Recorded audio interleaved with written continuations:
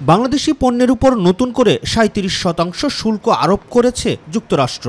এই শুল্ক নিয়ে অর্থ উপদেষ্টার নেতৃত্বে সরকারের উচ্চ পর্যায়ের বৈঠক অনুষ্ঠিত হয় অর্থ মন্ত্রণালয়ের সভাকক্ষে। বৈঠক শেষে প্রধান উপদেষ্টার প্রেস সচিব শফিকুল আলম জানান, আগামী ৪৮ ঘণ্টার মধ্যে বাংলাদেশের পক্ষে যুক্তরাষ্ট্রের প্রেসিডেন্ট এবং ইউএসটিআর-এর কাছে দুটি চিঠি পাঠানোর সিদ্ধান্ত হয়েছে। আমরা যেটা ডিসিশন হয়েছে সেটা হচ্ছে যে আমরা দুইটা চিঠি দিব। দুইটা চিঠি আগামী ৪৮ ঘন্টার মধ্যে যাবে। একটা চিঠি যাবে আমাদের চিফ অ্যাডভাইজারের তরফ থেকে আমেরিকার প্রেসিডেন্ট ডোনাল্ড ট্রাম্পের কাছে, আর একটা চিঠি যাবে আমাদের কমার্স অ্যাডভাইজারের তরফ থেকে ইউএসটিআর এর কাছে। এর আগে বৈঠকের সিদ্ধান্ত সমূহকে স্বাগত জানিয়ে ব্যবসায়ী প্রতিনিধিরা বলেন, সরকার সময় উপযোগী পরিকল্পনা নিতে না পারলে পিছিয়ে পড়বে বাংলাদেশ।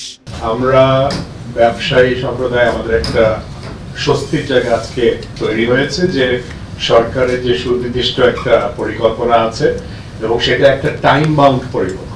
এরকম একটি চিঠি এখান থেকে যাবে, শুধু এটার প্রতীক্ষায় থাকলাম। বৈঠকে অংশ নেয়া সরকারের গুরুত্বপূর্ণ মন্ত্রণালয়ের দায়িত্বপ্রাপ্ত উপদেষ্টা এবং কর্মকর্তারা জানান, বাংলাদেশের স্বার্থ বজায় রেখেই যুক্তরাষ্ট্র থেকে কিভাবে আমদানি বাড়ানো যায় সেদিকে চিন্তা করছে সরকার। আমাদের যে প্রধান রপ্তানি খাত যে তৈরি পোশাক এবং সেখানে যুক্তরাষ্ট্র একটা বড় বাজার, সেটা যাতে রক্ষা পায়, আমাদের প্রতিযোগিতা শক্তি যাতে আরও বাড়ানো যায়, যাতে আমরা অন্যান্য দেশের সাথে প্রতিযোগিতায় টিকে থাকতে পারি, আমরা মনে করি যে সেটা সম্ভব হবে।